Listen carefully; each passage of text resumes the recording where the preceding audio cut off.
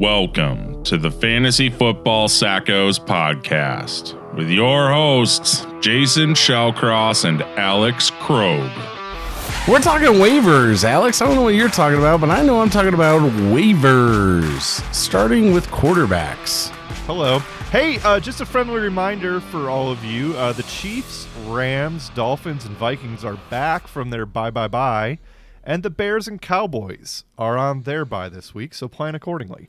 Also, do you think the Cowboys will just all get fired on their bye? I mean, I hope Brandon Aubrey doesn't. Also, 40-point loss at home. I don't know if you did you watch the Cowboys game at all yesterday? It wasn't much of a game. It was an ass-kicking contest that they turned into a wrestling match when they tried to get the 300-pound guys into the end zone. Yeah, inherently that was hilarious. Penei Sewell, that was incredible. But did you hear every time that Brandon Aubrey started kicking a field goal, there was a "Let's go Brandon" chant, which audibly made me laugh on the couch by myself because I thought it was really funny. Like you're in Texas, "Let's go Brandon" jokes, whatever. But I just thought it was so funny that there was, because they were "Let's go Brand," just clapping for their guy. That's all they were doing. It was innocent fun. That's all they were doing. But they just happened to be stop trying to make it something that's not. They just happened to be right next to a field mic. It's hilarious. Oh, man. All right, quarterbacks for pickup. First up, Drake May. Are you running out for Drake May?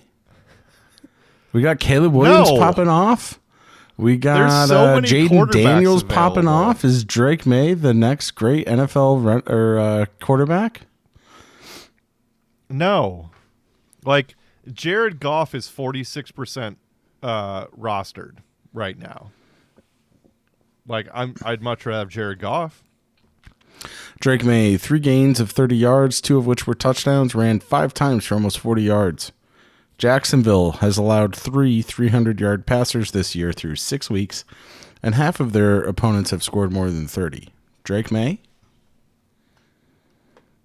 No. I mean, he has some wheels, which is nice. Spencer Rattler looked good, too. Sorry, I'll let you lead. You're back. Spencer Rattler looked good? He threw 2 picks. What are you talking about? He scored 10 fantasy points. He was fine. They were behind. Big Dicks. Bo Nix for the Broncos, 11% rostered. Averaging 30 rushing yards per game. Scored 3 times on the ground. He's tossed 5 touchdowns over his past 3 games after throwing 0 in his first 3. I mean, people are on bye. Maybe if you're desperate. Yeah, I mean, if you have Dak or Caleb, right, is kind of who you're looking at for a replacement week. At New Orleans, they just got destroyed by Baker. Yeah, I mean, Bo Nix has been good. Sneakily has 5 or more carries in every game except 1 so far. 3 rushing touchdowns on the year. Yeah, I just had 6 for 61. I mean, okay. And if you want to stay away from rookies because you like old men, instead, I would put forward to you Matthew Stafford from the Rams. Had bye week, get Vegas, which has given up the 8th most fantasy points to quarterbacks this year. And looking like he's going to get Cooper Kupp back. Yeah, the only other guy that I would mention is Kirk Cousins, right? They're a different team at home than they are on the road, and so they're home against Seattle this week. So I would feel very good running Kirk and all those receivers out at home. Maybe not so much on the road. They didn't look as good at Carolina, and so just something to put in your brain. In your brain, in your head. All right, that's fine. That's all also, I guess what? No, I was gonna say one for the road. Justin Herbert is at Arizona this week. I mean. They just get destroyed on a weekly basis, so he's an option. And then I guess it's hypothetically possible that, maybe Tua Like, he's not expected to play week 7, according to their head coach. Still expecting a return at some point this year. Has the weapons, so maybe it's something to pay attention to. Okay. And moving on to running backs. Running backs. It is the rookie moment at running backs. We have, let's start with Kamani Vidal of the Chargers, 11% rostered. Gus Bus, IR, with an ankle injury. So you got 3 weeks of Kamani Vidal splitting work with J.K. Dobbins, who's starting to look tired or human. He's averaging only about 3 yards per attempt over the last 3 weeks after exploding in week 1. Maybe there's a need for more of a split backfield. J.K., I don't know, with the Achilles with the ACL injury and all. It was an Achilles last year.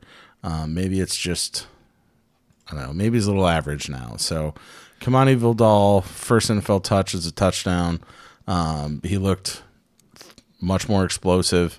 But J.K. Dobbins ran 25 times to Vidal's 4. Sure did. Yeah. But again, Dobbins is, I don't know, looking a little slow. Looks like a potential ticking time bomb that probably should be handcuffed. It's really interesting because, yeah, that's true. I guess if I'm the Dobbins roster, I definitely am picking up Vidal because it's really interesting. I feel like in more than half of my leagues, basically everyone that has a trading block, J.K. Dobbins is on it. Like, people are trying to get out from under him before, or, like just sensing that there's going to be an injury for some reason. Could be their past experience with him. I mean, that could have something to do with it. Yeah. Vidal looked fine. He was, more highly touted, I'd say, before the year began. This was the first week he'd done anything. So, random ass running back as a stash. And then if Gus Bus comes back, he probably loses value. So you got, a potential 3-week window at Arizona, New Orleans, and then at Cleveland. You could do worse, but more dependent on JK getting hurt. One of the guys I'm more excited about is Tyrone Tracy with the Giants. He's rostered in about half of leagues. He only ran for... That should be so much higher. I don't understand. He only ran for 50 yards on 17 rushing attempts, but 6 targets, 6 catches, 57 yards. So he's the guy in New York until Devin Singletary gets back. He outcarried Eric Gray 17-3, who was also not targeted, and I believe got into the end zone. So Tracy's the workhorse running back for the Giants' backfield. There's talk of him actually usurping Devin Singletary when he does come back because of how he's looked. Granted that Tyrone Tracy's not blowing anyone away, but he definitely looks good. I couldn't really tell that he was a converted wideout for sure, but yeah, with some of this stuff, it gets a little confusing for me only because I know in my head that the Giants gave Singletary 3 years, $16.5 million, $9.5 million guaranteed. So it's like, I don't think they're just going to go away from him. But with the way that Tracy looked, like there's no reason why they would go away from him either, right? So, like, what's probably going to end up happening is like, hey, he looks great. Once Singletary comes back, he might have like a, for lack of a better way to put it, right? Like Zach Moss and Jonathan Taylor last year, where like, hey, when one gets hurt, like the other one looks really good. Otherwise, they kind of hurt each other's value. And it's not a great comparison, but you know what I'm getting at. Yes, I do. Moving on, our next running back is Tyler Algier, rostered in about a third of leagues. The Falcons put up, 38 points against the Panthers yesterday. So you got to think Bijan Robinson absolutely erupted. Did fine, 2 scores. 15 rushing attempts for 95 yards. Easy for me to say, but actually outrushed by Tyler Algier, who himself finished with an 18, 105, and 1 stat line. So 100 plus yards and a rushing score for Tyler Algier on 18 rushing attempts. Raheem Morris after the game said that welcome to running back hell. Yeah, he got a couple runs in there and he was able to tote that thing, and you just keep feeding him. And he got a couple really good runs. He was critical for us. He's the heavy back, and he was heavy for us today. The touchdown was on like one of the last 2 drives of the game. It's just so freaking annoying that he won't go away for Bijan Robinson. Like, to think about that, even if it was 70% Bijan. Yeah. Like that last touchdown and like 60 of the yards going to Bijan. Bijan puts up like 40 points this week, 50 points. Well, he didn't, because Tyler Algier did. Somebody else that bounced back, or I guess came back off of an injury, is Jaylen Warren. He, exists now, right? 6 carries, caught 3 catches as well, in kind of his first debut back as the Jets-Giants before the bye. Again, just somebody put it on your radar who we were kind of all expecting a split backfield there. Najee's looked really good. Jaylen Warren didn't get a lot of run in his first game back, so just more or less putting him into your mind. Somebody that I'd be much more interested than him is Ty Chandler. We talked about him a little bit last week, and I told you to, hey, maybe you can wait a week because they're on a bye. Well, now they're off of the bye, and Aaron Jones got nicked up before the bye. I still have not heard anything on Aaron Jones' status for this week. I'm assuming he'll be somewhat back, but there's no good early news for Aaron Jones as Vikings begin preparations for the Lions. So he was on the field today, so I guess scratch that, who I like better. But you still don't know. Yeah, I mean, he's been doing things with, even with Aaron Jones healthy. So, just somebody, again, keep your eye on. Also, did you know that the Vikings are favored against Detroit? That's surprising. Where's the game? It's in Minnesota. You give 3 points to the home team, right? So what's the line at? Like -1? Yeah, I mean, I feel like it's become more like 2 points. I think it was -1. That's real close. Yeah, it's basically a pick 'em. I guess I would agree that Vikings -2. I'm just surprised because I think the Lions are just so much better than everybody else right now. They're exceptionally good, man. Especially after watching that Dallas game, which was just absurd. Any other? Yeah, I'd say any other random ass running backs. Braylon Allen's playing while we're recording. He hasn't done much so far. Trey Benson's the handcuff for Jonathan Taylor. Trey Benson's in Arizona for James. Sorry, I was thinking about Trey Sermon. Yeah, so Trey Sermon's been rolling. They were playing Goodwin quite a bit more than him, so that was weird. And then I guess Isaac Guerendo. What do you mean you guess Isaac Guerendo? Yeah, well, no, it was a weird backfield there after the injury. Watching that on Thursday was very strange because he had the long carry, 76-yard run. Yeah, that's correct. But I liked they were using Taylor more in the backfield for passing down work because he's a better blocker. So it's just I don't know. Isaac Guerendo is the 49ers 4th-round rookie. He's an athletic freak who put up a 9.98 relative athletic score. Since the beginning of when the Combine started recording data, he is one of just 4 running backs all time to run a sub 4.4 40-yard dash while weighing more than 220 pounds.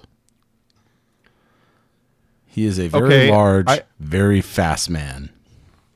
I get and understand all of that, but if he can't pass protect, then that's a problem. But he's a rookie. It's not that he can't. He just doesn't know all the protections yet. Give him a little slack.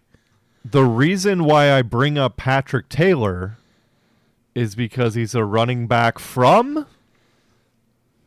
Where? Memphis. And we love our Memphis running backs here on the Sackos podcast. Forget everything I said. Forget everything I said. Put all of your fab on Patrick Taylor right now. That's incredible. You're welcome. Thank you for that little nug. The other guy that I think everyone or should be universally owned or rostered is Sean Tucker with the Bucks. He backed up Bucky Irving. Rashad White was out for week 6. He absolutely embarrassed Bucky Irving. Took a screen 36 yards to the house in the first half. But then he closed out the game with 6 consecutive carries for 64 yards and a score on the Bucs' final drive. So I was so frustrated because I was looking at waivers like, hey, who should I pick up? And, after Brian Robinson went down, I was like, oh, Jeremy McNichols is an option or whatever. And then I saw Sean Tucker, and I was like, who the F is Sean Tucker? And why are they projecting him to have 7.5 points? And I know White is out, right? And that's fine. He had 2 carries this year before this game, and he had really 1 catch. And I was like, how are they projecting him for 9 points? That's more points than he's had all year. And then he dropped 33. Should have picked him up, bum. Yeah, Fantasy Football Sackos. There you go. And I believe I said Goodwin. I believe I said Goodwin earlier. It's Tyler Goodson. I was thinking of Goodwin, who was a Cubs backup outfielder in the early 2000s. So I apologize. Well, like Tony Goodwin? Goodwin, Cubs, 2000s. It is Tom Goodwin who I was thinking of. So close. Tom. All right. No more random ass running backs. I think that was enough. Unless you want to talk about Jaylen Warren. We're unsure if Devon Achan's coming back. They had the bye. I'm assuming he is. If he's not, you don't need to worry about Jalen. Did you talk about Wright. Gibby? Did you talk about Antonio Gibson? He didn't do much, did he? He had 10 of 12 backfield carries in the first three quarters. Yeah, but he didn't do much with them, and I'm assuming Stevenson is coming back to destroy the Jaguars this year. I'll do honorable mentions: Damian Pierce, Roshan Johnson, D'Ernest Johnson. Check in, see if Nick Chubb is coming back this week. He's on. So he's rostered, right? Should be, but hey, check just to make sure that he is. There you go. Because he is rostered in 79% of leagues. So yeah, there you go. All right, wide receivers. Alan Lazard caught a Hail Mary before halftime. He continues to exceed all expectations. Talked about him last week. I don't understand what he has to do to be rostered more. He is rostered in 39% of leagues, and he has double digits now in 4 out of 6 weeks. So, I don't understand Alan Lazard, who is a wide receiver 2 so far this year. Man, you're not lying. His only real bust is Tennessee, where he had 2 for 11 on 4 targets. But, yeah, he's on pace for almost double-digit targets again. The last 3 weeks, he's 8-9 targets. So, tonight. Yeah, he should be added pretty much, he's the clear number 2 there. So, he's a good one. Josh Downs, especially with our boy Joe Flacco, he's just a target machine. So since he's come back, his first week against Chicago, which was a tough matchup against their secondary, at 5 targets. Since then, 9, 12, and 9. Catches of 8, 9, and 7. Touchdowns in 2 of the last 3.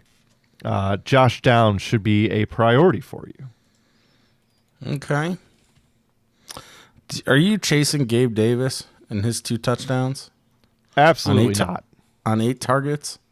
No, I hate everything about the Jaguars unless their name is, I guess, Evan Ingram. Brian Thomas Jr. dropped the touchdown. Rough. Yeah, just not fun at all. That one made me sad. Yeah, because I was beating your ass.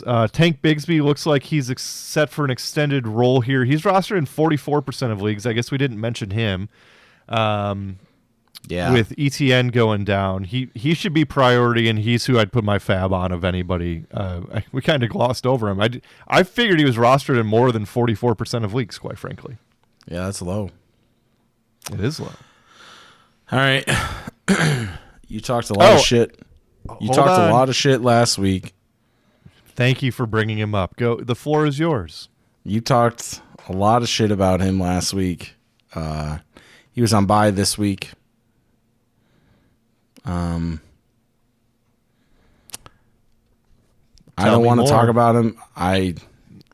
He's not a good wide receiver. Doesn't matter. He's a bottom of the barrel guy that was signed off the street that before last week was wearing fucking, I don't know, sweats to go to an NFL game because he was sitting in the stands. Week 5. JuJu! Before the Chiefs' Week 6 bye, JuJu ran a route on 66% of Patrick Mahomes' dropbacks and earned a 24% target share, targeted on 28% of his routes. The Rashee Rice role isn't going to go to one player, and that player wouldn't be JuJu Smith-Schuster anyway. It would be Travis Kelce. But JuJu does appear to be a high-volume beneficiary, so... Yeah, he's not rostered in enough leagues at this point. You think he should be rostered everywhere? Yeah, I mean, until proven otherwise, right? I mean, a hell of a lot more than 18% of them for his last game when he went off for 130 yards on 8 targets, 7 catches, with maybe the greatest quarterback that's ever lived. Yeah, I think I would pick him up. Okay. You think I probably should. In leagues where I'm real desperate for a receiver, I would pick up JuJu. Because every single pass can't go to Travis Kelce, and at this point, there's truly no one else. Yeah, they don't seem to trust Xavier Worthy yet, so he's not getting the targets. He's getting design gadget plays. Right. And JuJu's a proven, known wide receiver commodity. Possession receiver that's really lame and not fun to watch. Yeah, kind of like our podcast. Fuck yeah. All right, Demario Douglas. 26% target share for the Patriots. Targeted on a third of his routes over his past 4 appearances, averaging more than 13 points PPR points per game the last 3 games. Demario. Yeah, he was really good at the end of last year and kind of somebody that, was slept on to begin this year because he didn't have a quarterback. But here he is. Yeah, 9 targets in 3 of the last 4, 7 for 69, 3 for 13, 6 for 59, 6 for 92 in his first touchdown of the year. That plays at Jacksonville, who just got waxed. And so if you're telling me that Drake May wants to throw to him, okay, cool. Serviceable. Get clear out some of that crap that you just don't want to look at anymore on your bench. Like, as an example, I I'm probably dropping Zach Moss in a league. Because Chase Brown has taken his spot, especially after Zach Moss fumbled. Zach Moss started the year real well, and so let him go sit on somebody else's bench. You want to drop Zach Moss? Yeah. Really? But you started him against me this week. But you want to drop him now? That's a very that's a big swing. Well, yeah, but so I did not start Zach Moss against you. But you thought about it. But I thought about it. And I mean he fumbled last night. And so yeah, he started off good and Chase Brown's just better. So he's in my eyes, Chase Brown took over that backfield last night. I like that. I hope you don't like. I hope that that's actually the case. I have a lot of Chase Brown stocks, and I like rooting for a nice Illini running back every now and again. Yeah, I mean it would be nice. Yeah, so yeah, hopefully our editing on that didn't suck. Jason's our editor, by the way, and we cut out for 2 minutes there, so just catching him up on conversation. Anyway, so again, just check the waiver wire, see who scored points, go pick them up. Other guys that I guess you could, like Christian Watson looked okay. We thought he was hurt. Romeo Dobbs is just kind of hit or miss. He's out there. Juwan Jennings is, I guess, out there. Jalen Tolbert, again, he's their number 2. So what about Bubs they're on a bye for the Saints? What a great name. Bubs means Darius. Well, I just mean because you have Olave out with a concussion, didn't return, and Shaheed is hurt. I don't know. Maybe it means pops. Just randomly bad. Somebody else I'll bring up, if Neighbors isn't going to play again, Darius Slayton has 11 targets in back-to-back weeks. I might start the entire Giants team as my offense next week. I already have Wandale. I already have Tyrone Tracy. No one's going to put in a single nickel on Darius Slayton. Yeah, I mean, if Neighbors ain't going to play, no more. Although I'm thinking he's back after 2 weeks from his concussion, but I guess we'll see. There you go. All right, tight ends? Tight end. Yeah, tight ends real quick. Taysom Hill still dealing with a rib injury. It's possible that he gets some runs, so again, pay attention to him. Cade Otton, if you're hurting at tight end, he had a touchdown this week. His targets the last 4, 8, 9, 4, 6. So serviceable. They have Baltimore this week, and I mean Baker's just going to keep chucking it. So, what the hell, right? League in passing touchdowns and is 8th in yards. They are slinging it. Yep. Defense for next week. Anybody? I'm looking through. Saints are home against Denver. Yeah, that's who I would want. Actually, that makes the most sense. They're going to crush Bo Nix at home. Bengals at Cleveland. Cleveland, the most sacked team. They literally have statistically one of the worst offenses in 2 decades. Yeah, but everyone scores on the Bengals. The Giants didn't really. Okay. So, Cleveland is so bad. Yes. The Colts at home against Miami? Yep, that's a fair one, especially if Tua is not playing. Talked about high takeover teams last week. Like the Packers get turnovers, but you don't really want to play them. They're in Houston. The Patriots against Jacksonville, because Jacksonville sucks. They'll get some sacks probably in London. Going any further than that, I think, is a waste of time.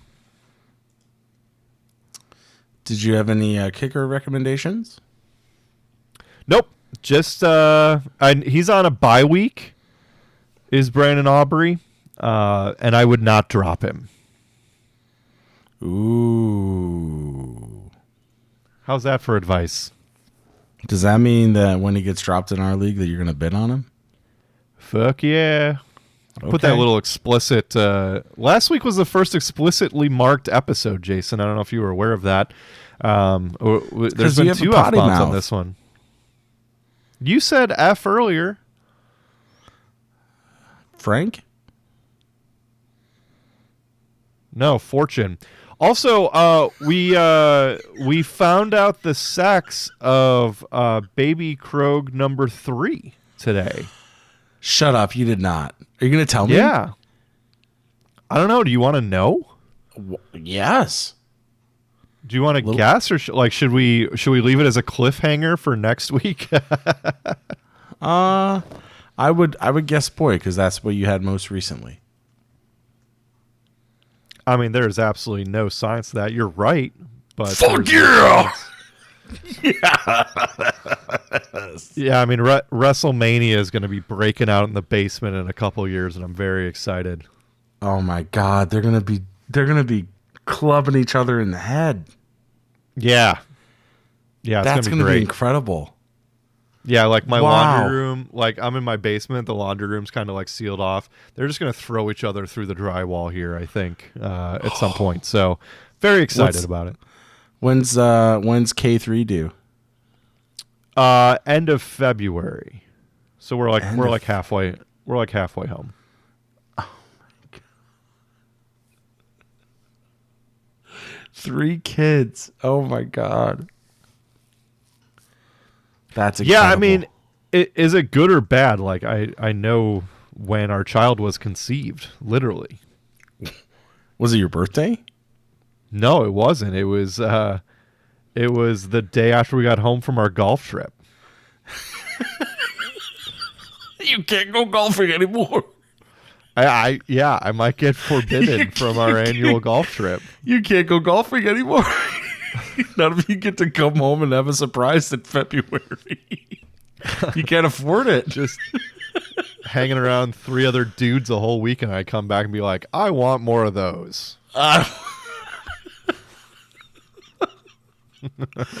So do you have a name picked out? No names picked out. Might do. We're working through everything. So okay. I have some ideas, but yeah, we'll see. It's fun. I'm very excited. Freaking cool, man. Also, congratulations to all of you tax accountants out there on hitting that October 15th deadline, which happens to be probably today as you're listening to this. We did it. We did it. Look at you. Well, congrats, man. That's amazing news. I can't believe that you told me on the freaking podcast. Whatever. I can see you, so like this is better than just sending you a text message. Hey, by the way. By the way, what? By the way, I have child 3 coming. No, yeah, you're right. You're right. Yeah, guys are weird. Like we don't do communication well. It's it's one of our known weaknesses. Of which there are a few. Also, last week I had a fever like at night, like during the week. Like I would feel fine during the day, and like 7:30, 8 o'clock would hit, and I'd like have a fever.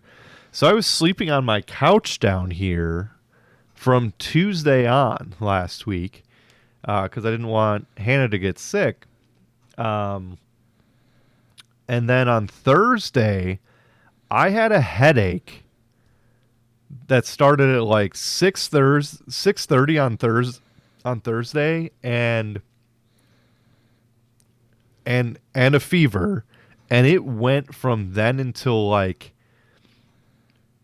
I don't know, 10 o'clock on Saturday.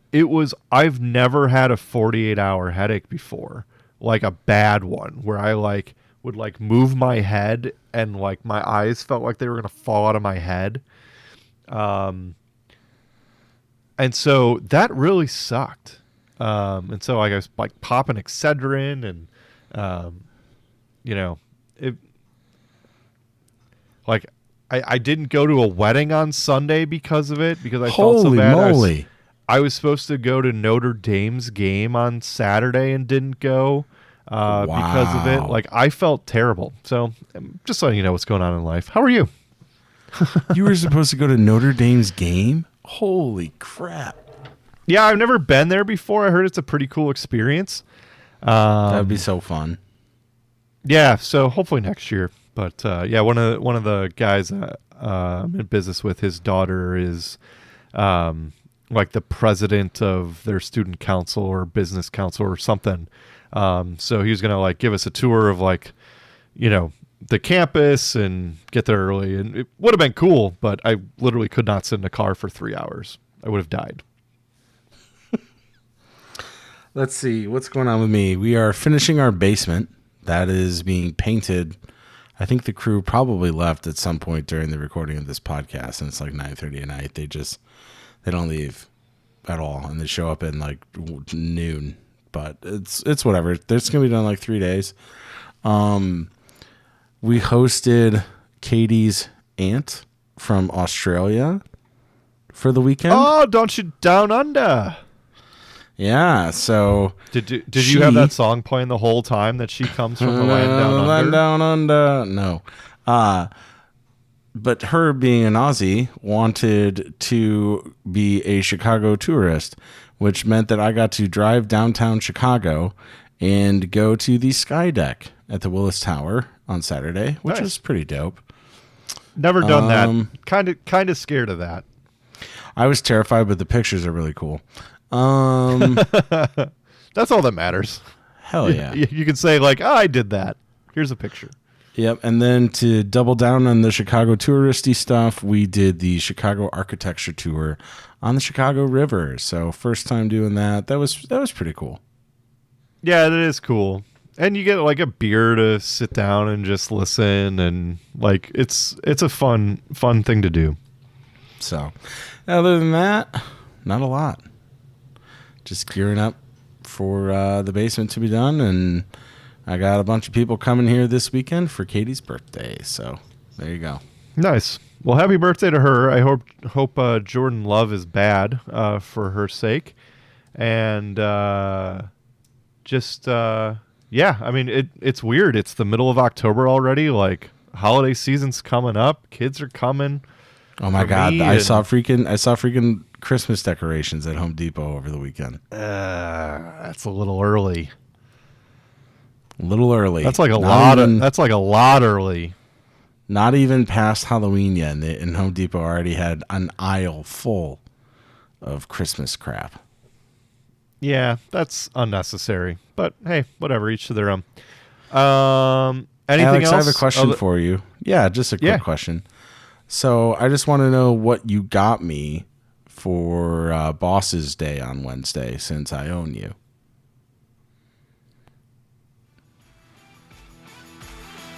I mean, you literally called me daddy on a text message earlier because I beat your ass so bad in fantasy this week. So have a good one, everybody. Thank you for listening to another episode of the Fantasy Football Sackos podcast. Follow us on Instagram and Twitter @the FF Sackos.